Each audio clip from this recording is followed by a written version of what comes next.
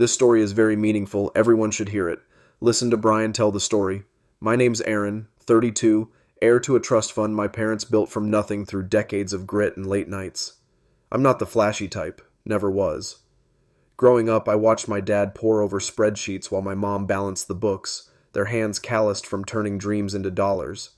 They left me a fortune when they passed, but I swore I'd honor it, not squander it.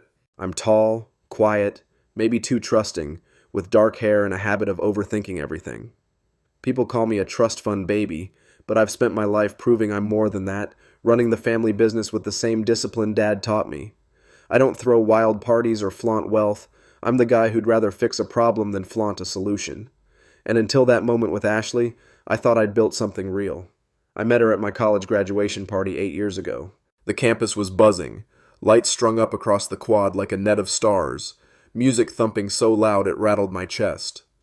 I'd just turned 24, diploma in hand, feeling more anxious than accomplished.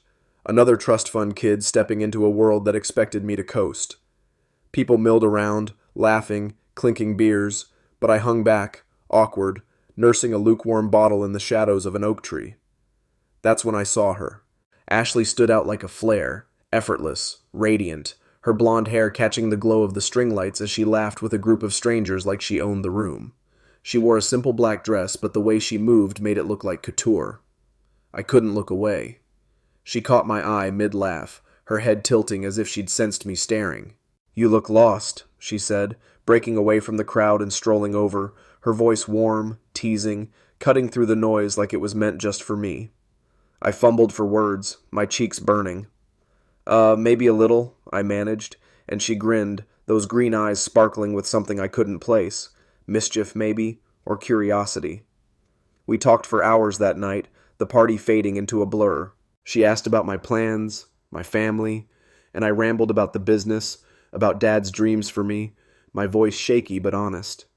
She listened, really listened, her head cocked, a fry from the snack table dangling between her fingers like a cigarette. When I asked her out, my heart was in my throat, but she just shrugged and said, "Sure, why not?"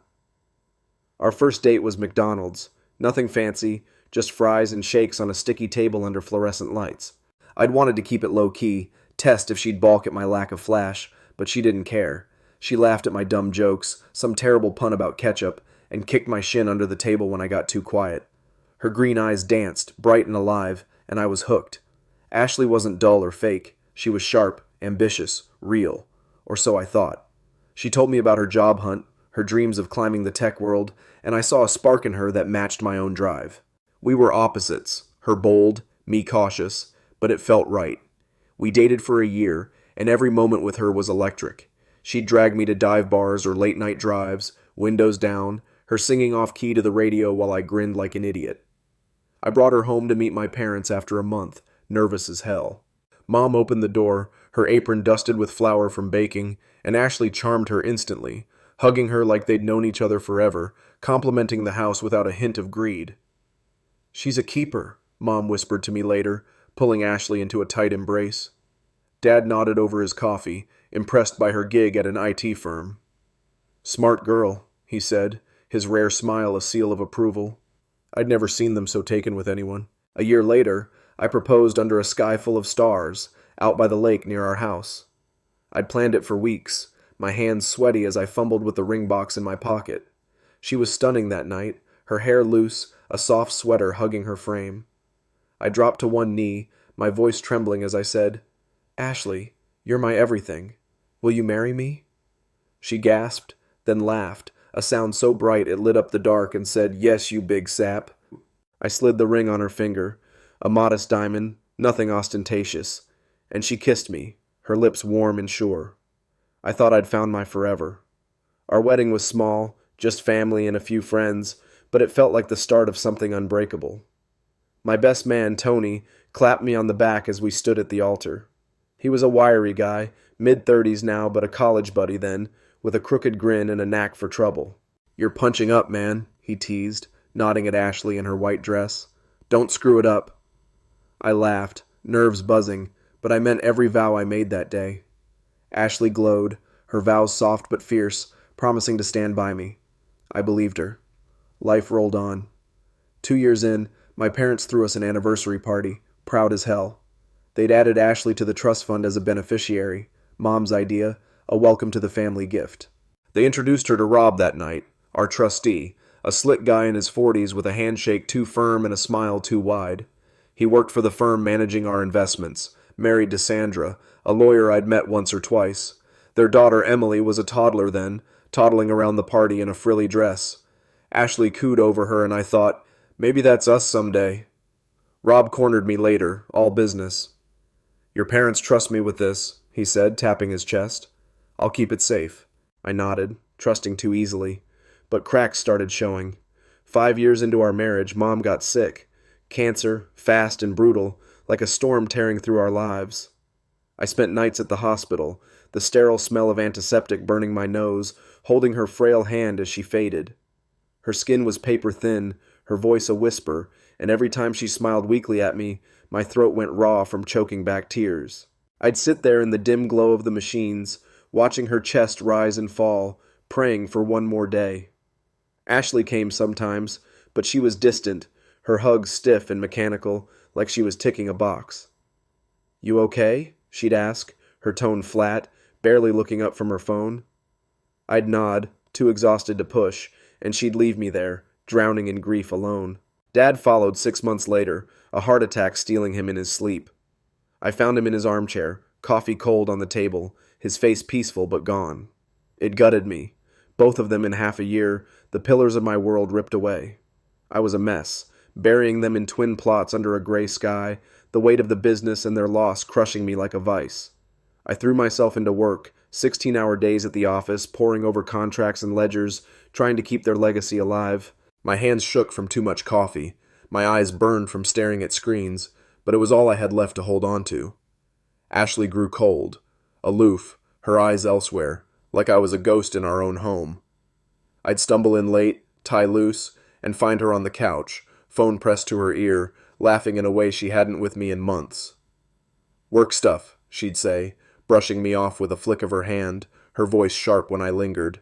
I blamed myself, figured I wasn't there enough, wasn't enough, gave her space to grieve her way, or so I told myself. That's when Tony started showing up more. Tony, my college buddy turned loose cannon, had stuck around after the wedding, always good for a drink or a distraction. He was wiry, mid-30s now, with a crooked grin and a restless energy that made you wonder what he'd do next. He'd barge into the mansion unannounced, boots scuffing the hardwood, a six-pack dangling from his hand. You look like shit, man, he'd say, flopping onto the couch. Where's Ashley? She ditch you for some tech bro yet? I'd force a laugh, too tired to argue, and we'd drink, the buzz dulling the ache. But Tony noticed things I didn't. She's always on that damn phone, he said one night, eyes narrowed as Ashley's laughter drifted from the kitchen. You sure it's just work? I shrugged it off, defensive. She's busy, Tony. Lay off. He smirked, unconvinced, but dropped it, for then. Meanwhile, Lisa crept into the picture. Lisa was my assistant at the company, late 20s, quiet but sharp, with dark hair pulled into a tight bun and a knack for keeping me sane. She'd been hired a year after Dad died, when I was drowning in paperwork and despair. She'd bring me coffee without asking, her voice soft but firm as she handed me files. You need to eat, Aaron, she'd say, sliding a sandwich across my desk when I forgot lunch again. I'd grunt a thanks, barely looking up, but she stuck around, a steady presence in the chaos. She knew about Ashley, everyone did, but never pried, just watched me with those calm brown eyes like she could see the cracks widening. One night, about a month before it all blew up, I caught Ashley slipping out. I'd come home early, exhausted, and saw her by the garage, dressed too nice for a work call. Heels, a sleek coat, her hair perfect.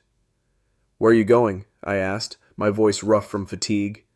She froze, then turned with a smile too bright. Late meeting, she said, keys jangling. Don't wait up. The lie hung there, thick and sour, but I was too drained to chase it. Tony was there that night, sprawled on my couch, and he sat up watching her go. Bullshit, he muttered once the door shut. She's playing you, man. I snapped at him. Shut up, Tony. But doubt gnawed at me, a splinter I couldn't pull out. Then there was Vince. I didn't know him yet, but he was circling, a shadow I'd feel soon enough. Vince was a loan shark, 50s, grizzled and mean, the kind of guy who'd break your knees over a late payment. Rob had met him through some shady deal. I'd learned that later from Jessica. But back then, I was clueless. All I knew was Ashley started mentioning money more. "We should renovate," she'd say, flipping through design magazines, her tone casual but pointed. "The trust fund's just sitting there." I'd frown, uneasy. "It's not for spending, Ash. It's security." She'd roll her eyes, muttering about me being stingy, and I'd let it slide, too worn out to fight. The final straw came 2 weeks after Dad's funeral. I'd been at the office all day, staring at numbers that blurred into nothing, my chest tight with grief. I wanted to fix us, to reach her, so I stopped for pink roses, her favorite, hoping they'd spark something. The mansion was silent when I walked in, my footsteps echoing off the marble. "Ashley?" I called, my voice hoarse. No answer. Then I saw the suitcases by the door, 2 of hers, 2 more beside them. My stomach dropped. Ashley stepped from the hallway, radiant in a way that cut me, Rob trailing her like a smug shadow. "I'm leaving you," she said, snatching the roses from my hand, her tone light as if she were canceling dinner plans. "After our Italy trip, I'll move in with Rob. Your parents ensured I'd get enough from the trust fund. We're divorcing. He's filing too." Rob grinned, adjusting his tie. "Just business, man," he said. My knees buckled, rage and betrayal roaring through me as they breezed out, the door slamming like a gunshot. 2 days later, I was a wreck. The mansion felt like a crypt, blinds shut, TV blaring to drown the silence, empty noodle cups piling up. I hadn't showered, hadn't slept, just sat there, replaying her words, Rob's smirk, the roses on the floor.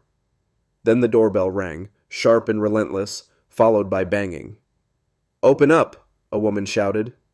I groaned, dragging myself to the door, and there was Sandra, red hair blazing, suit crisp, fury in her green eyes.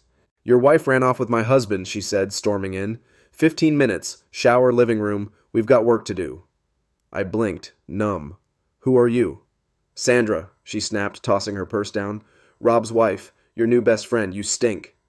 She started tidying, fearless, and I muttered, "Okay, Mom," stumbling off, her fire yanking me from the void. Back in the living room, cleaner but hollow, Sandra had files spread out like a battle plan. "Rob's been siphoning your trust fund," she said, her voice steel. "Ashley's in on it. Proof here. They thought they'd cash out after your parents died." My hands shook as I read. Texts, recordings, years of theft laid bare. "Why me?" I croaked. "I've got Emily," she said, fierce. "I'll destroy them. You in?" Anger surged, hot and alive. "I'm in," I said, shaking her hand. The fight was on. At her office, Jessica, her paralegal, smirked at me, her dark ponytail bouncing as she tossed a file onto the desk like it was a grenade. "Vince, a loan shark, Rob's in deep, Ashley's co-signing," she said, her voice sharp with glee, her eyes glinting like she lived for this chaos. "Welcome to the Revenge Club, trust fund baby." Sandra grinned, a predator baring teeth, her red hair glowing under the fluorescent lights as she leaned over the evidence, her fingers tapping the pages. "We hit them when they're back from Italy," she said, her tone low and fierce, a promise of ruin. I nodded, my blood boiling as I pictured them, Ashley and Rob, in some sun-drenched villa, laughing on my dime, clinking glasses like they'd already won. The image seared into me, a hot spike of rage twisting my gut, and I clenched my fists until my nails bit into my palms. Tony called later that night, his voice edgy through the crackle of a bad line. "You okay, man? Need me to rough up Rob? I've got a tire iron and a grudge." I laughed, dark and jagged, the sound scraping my throat. "Not yet, Tony," I said, but the wheels were turning, my mind spinning with possibilities.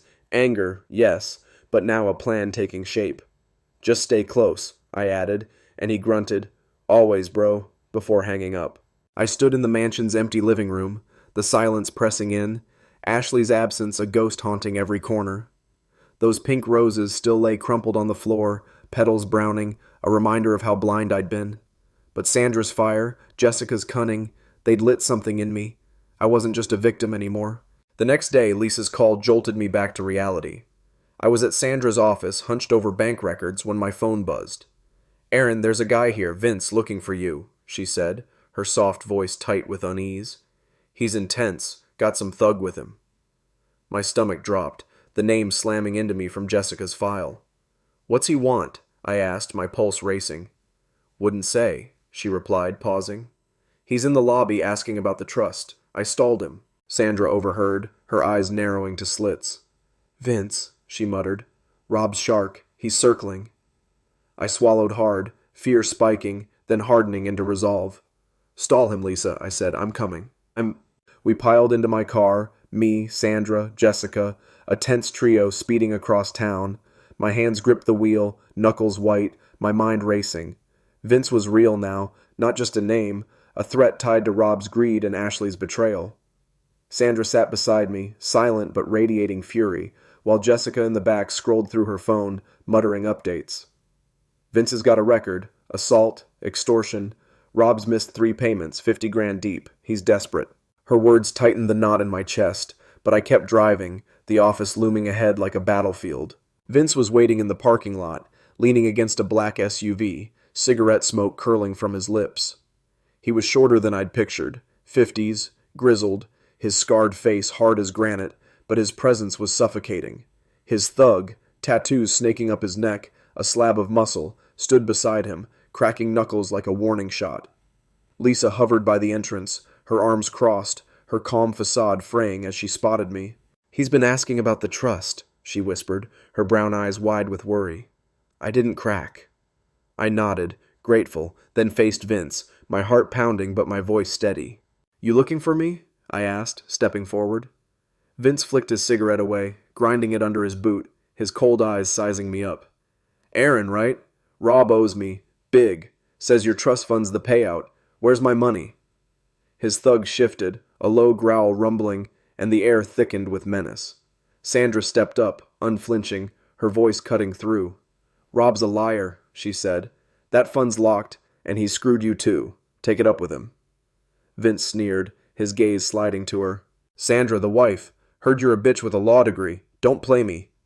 I clenched my fists, itching to swing, but Sandra's hand on my arm held me back. "He's not worth it," she murmured, then louder. "Rob's in Italy, blowing your cash. Track him. Leave Aaron out." Vince laughed, harsh and grating. "Italy, huh? Cute. I'll find him. But if I don't get paid, I'm coming for you both." He nodded to his thug, and they peeled out, tires screeching, leaving a cloud of dust and dread. Inside, Lisa hovered, her worry plain. "You okay?" she asked, her voice soft, and I nodded, though my hands still shook. "Thanks for holding him off," I said, meeting her eyes, steady, kind, a quiet anchor.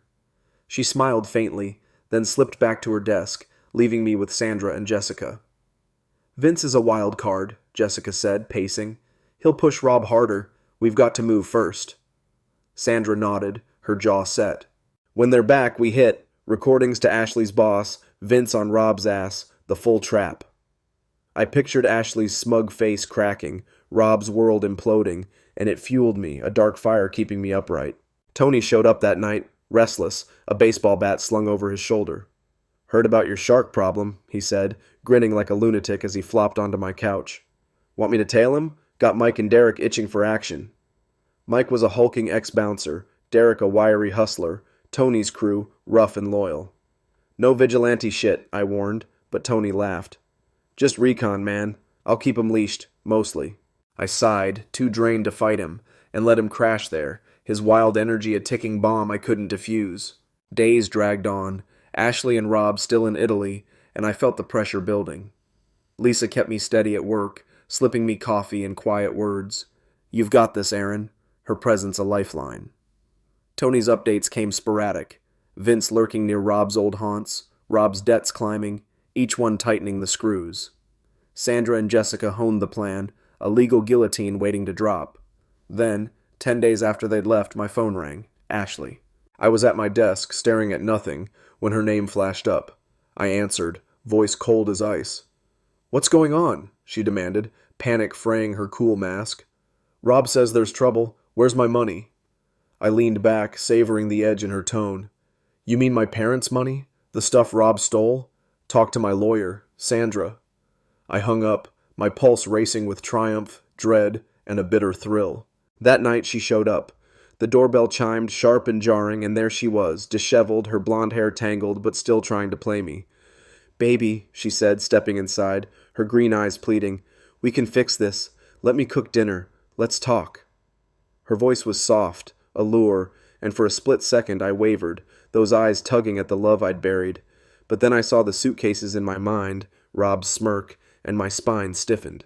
"You think sorry fixes 8 years of lies?" I snapped, my voice raw. "Get out!" Sandra emerged from the hallway, smirking, her red hair aflame in the dim light. "Surprise, sweetheart," she said. "You forfeited everything."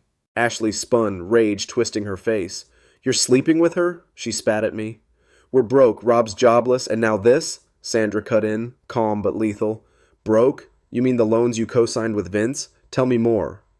Ashley's eyes widened, then narrowed, and she snapped, spilling it all.